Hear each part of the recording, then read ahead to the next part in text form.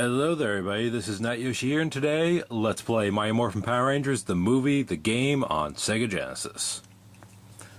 So, you might be wondering, why am I playing this instead of the Super Nintendo version?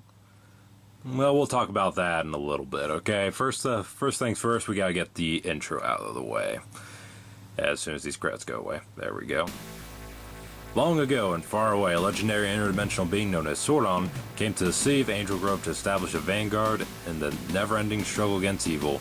With the aid of his trusted assistant, Alpha 5, the noble master sought out 6 extraordinary teenagers and gave them the power to transform into superhuman fighting force.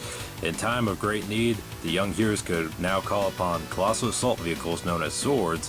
While the identity of the 6 remained a guarded secret, their courageous exploits soon made them legend, earning them the title of,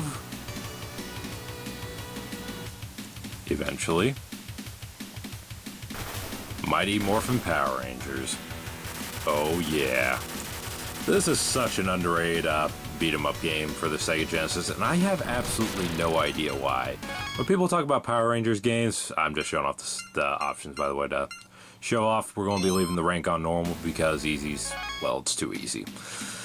But anyways, you know, when it comes to Sega Genesis fighting or beat 'em ups, people always talk about Streets of Rage and whatnot, but nobody ever talks about this game for some reason. When they're talking Power Rangers game, they'll bring up the Super Nintendo Mighty Morphin Power Rangers games, but they won't ever bring up this one, and I don't know why. It's pretty fantastic if I say so myself, and in a lot of ways I actually prefer it over the Super Nintendo Mighty Morphin Power Rangers, the movie, the game, featuring Ivan Ooze version. And yes, that is the full title of the Super Nintendo version. Mighty Morphin Power Rangers, the movie, the game, featuring Ivan Ooze. Why they took the featuring Ivan Ooze out of this title, I have no idea, but it definitely makes it quite inferior if I say so myself. But here's our 6 Rangers. Unlike the Super Nintendo game, we actually have Tommy as a playable character, so awesome. I'll show him off later though. So, it's morphing time! Pterodactyl! Alright, so this is the first stage. Now, since we're taking on Ivan Ooze instead of Lord Zed or Rita Repulsa or any of them, naturally we're going to be fighting Ooze Men instead of Putties. Small spoiler though, we will see some Putties a little bit later. Not in this part, but we will soon. So it's not going to be all Ooze Men, don't worry about that. It's not going to be like the Super Nintendo game that I already played where it was just, you know, Putties all the time. There actually is a little bit more variety in this one. So that Mastodon coin I picked up earlier gave me some points. Because, you know, it's a classic beat-em-up game. You gotta have points in it, don't you know? And as for the Triceratops coin I'm laying there, that'll give you extra life. So that's why I'm saving it right now. Oh, never mind, I just picked it up. So that'll give you extra life. So breaking down the coins real quick, the Pterodactyl and Triceratops give you health. The White Tiger also gives you health.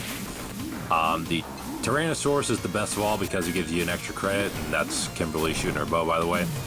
If you hold down the attack button, then your Power Ranger will do their special move. Kimberly, naturally having a bow, will shoot an arrow. It really makes a lot more sense than the way she's swinging it around like a hammer or something. She did that in the Super Nintendo version too, and I just don't understand that. Why are you doing that, Kimberly? That makes no sense. But anyways, as I was going on about before, the Tyrannosaurus coin is best because it gives you an extra credit, so that way you can continue if you die, because continues are always good in games, don't you know? I mean, it's better to just not die at all, but yeah, they have that. And the Mastodon and Sabretooth only give you points.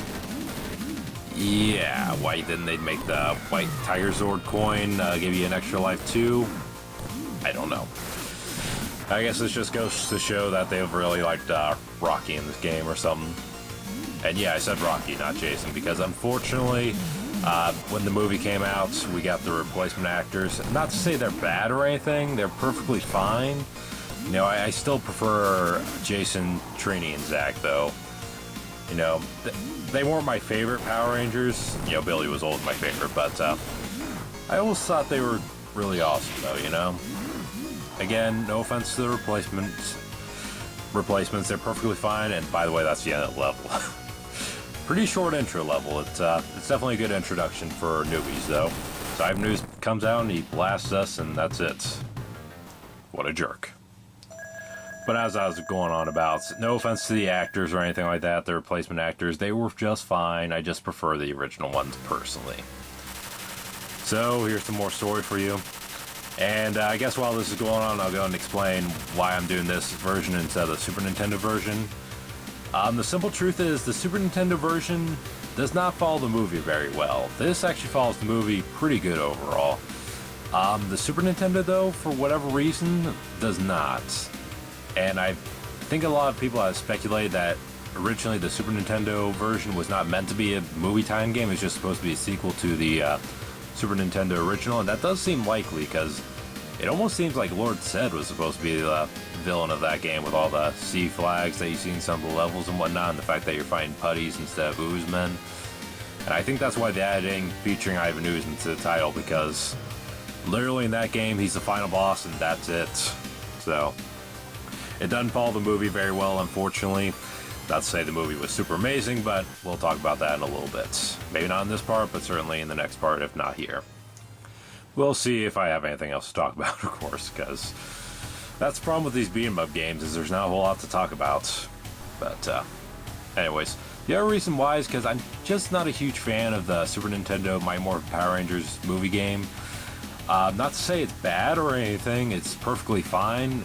Like I said in my Super Nintendo Power Rangers playthrough, though, I'm not particularly good at beat-em-ups. The Super Nintendo Mighty Morphin Power Rangers game I can get through no problem. This one I can get through no problem. At least on normal and easy. I haven't tried it on hard yet, so I probably should have did that before I did this, but whatever. Anyways, I just don't think it's that great of a beat-em-up compared to this one and the one I did before. Part of the problem is I think they're a little picky with the life bar. Like in the original Super Nintendo game, your life bar was pretty big and it could actually even, excel past its prime. What am I saying here?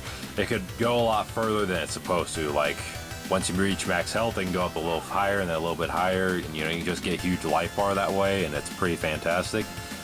But in the Super Nintendo movie game, you only get 5 hits and that's it. I mean, of course, you still collect lightning bolts and whatnot, so you can get the ability to morph because, well, we'll get back to that in a second, because it's morphing time! Triceratops! Alright, time to roll with the best ranger of them all. Oh yeah. Billy is the best. No doubt in my mind there. He was also the best in the new movie, by the way, if you haven't seen it yet, but we'll talk about that later. But anyways, as I was going on about, you start off as a human in the Super Nintendo version, and while we're on that topic, I gotta mention it real quick. It's kind of weird to me that in both Super Nintendo games, you start off as human and then you morph into the Power Ranger, but both Genesis games, you start off as the Ranger and that's it. You're never in your human form, so I always found that kind of weird how they both had that, but whatever. So once you morph into the Power Ranger in the Super Nintendo movie game, you get your life back, but the only problem is, you only get that health back once. And I don't recall any, pickups, like the first aid kits in the first Super Nintendo game that could get you your health back. And then there's the Tyrannosaurus coin, got me a credit up, awesome. Just like a classic beat 'em up in the arcades. So, yeah, there was that problem with the Super Nintendo Mighty Morphin Power Rangers movie game. And it also had a very strange design in that, if you saw my Super Nintendo Mighty Morphin Power Rangers playthrough, you know how it was all 2D, you can only move left and right. It's not like most beat-em-ups like Streets of Rage or Final Fight or anything like that where you can move up and down like I can in this game. Though in this level I don't recommend going down because the cars will hit you. Why the cars don't travel up? I don't know. But, yeah. In that game, they had this weird design where it's still 2D, but you can actually jump into the background and walk on the sidewalk instead of the streets. Why they designed it like that, I don't know, but it was kind of weird design in that way, and I couldn't really get into it, and it's a lot harder than the Super Nintendo game in my eyes, because the Super Nintendo one I get through no problem. This one I can get through no problem, but the low life bar really got to me in that one, because again, I said in my original Mighty Morphin Power Rangers LP, but I gotta say it again, I'm not particularly good at beat 'em up games. I never really grew up with beat 'em up games, so what can I say? I don't have a whole lot of experience with them. Literally, I have experience with that about 4. Well, 5, I guess. I have experience with the Simpsons beat 'em up game. Pretty fantastic, if I say so myself. I'm familiar with Turtles in Time, the arcade version. I'm familiar with the X-Men arcade game, and I'm familiar with these 2 Power Rangers games, and that's about it. I've never played Double Dragon or, well, okay, I played Final Fight and a little bit of Streets of Rage, but I never finished those games because I don't know. Not to say they're bad or anything like that. I'm just bad at them. So yeah, I'd rather play, you know, something that I don't struggle a whole lot with, like Super Mario World or something like that. Very fantastic game that, if you never played Super Mario World, then, you know, just pause this video and go pick up Super Mario World, because it's amazing.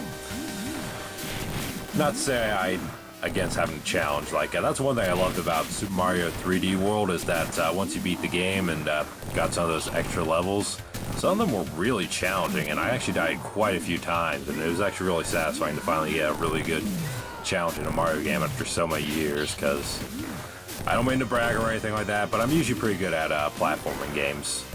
So, yeah. Well, some platforming games. I still can't beat the original Rayman, because I suck at the original Rayman. I have no idea why. I can beat Rayman 2, I can beat Rayman 3, but the original just kicks my butt. And I don't know why. I don't know why I suck at that game so much, but why am I talking about Rayman right now when I'm playing Mighty Morphin Power Rangers, the movie, the game on Sega Genesis? I guess because there's really not much to talk about here. Yeah, I guess one good thing I can say about the sprites in this game, thankfully they didn't use the movie look. They don't have the weird armored look. The original movie, you know, I liked it as a kid, but I gotta admit, even back when I was a kid, I thought that whole armored look looked really weird, and I never really liked it, you know? I don't like it now, and I didn't like it then. What else can I say? You know, the old suits always look cooler to me. You know, even the new movie, I don't really like the suits that much, but again, we'll talk about the new movie another time. So the controls are pretty simple. You basically just use the attack button to attack enemies, jump button to jump. Really not a whole lot to explain. There's Billy's special move, by the way. He spins his power lance like he did in the Super Nintendo game. And yeah. Yeah, I've actually had this footage record for a while, so I don't remember which buttons to do which. I'm pretty sure it was the A button to attack and the B button to jump. And the C button releases your special kick attack that I showed off at the beginning of this stage. I would not recommend relying on that too much because it takes away a little bit of your energy, but it's pretty good when you're surrounded by enemies and you just need to clear guys off really quick.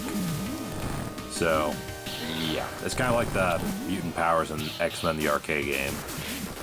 Very fantastic game that I played through once with a friend at a barcade. Yeah. I've been to a barcade before, yes. I don't like drinking. I'll be honest, alcohol tastes like crap to me, but I do like arcades, so yeah, it's kind of a necessary evil for me. But, yeah. This game's fantastic. Have I said that yet? This game is pretty fantastic. One thing that does kind of annoy me, though, is the timer right there. I gotta be honest, timers in video games, always annoying. You know, it doesn't matter what game it is, timers suck. Especially because in this game, if the timer runs out, you'll start losing health, which is just ridiculous in my eyes. There's sometimes enemies that I can't take out in time because there's so many. You know, at least after I take out these 3 guys, at least reset the clock or something, but no, it doesn't do that. But whatever. And also, for some reason, the background sign says we need a hero. I'm not sure if you guys noticed, but we actually saw something like that earlier, and unfortunately we can't go into that bar because, hey, we are a teenager after all. I mean, I'm not, but Billy is. So, yeah, unfortunately we can't go in there and get them the hero they need, unfortunately. But, whatever. It's kind of a weird name for a bar or whatever it's supposed to be. Maybe it's a restaurant, I don't know. I'm thinking too much into this. Don't worry, I'll have more interesting things to say in part 2, because in part 2 I'll be talking about the 2017 movie as well as the original. So that'll do it for this part, guys. Thank you all for watching, and I'll see y'all next time.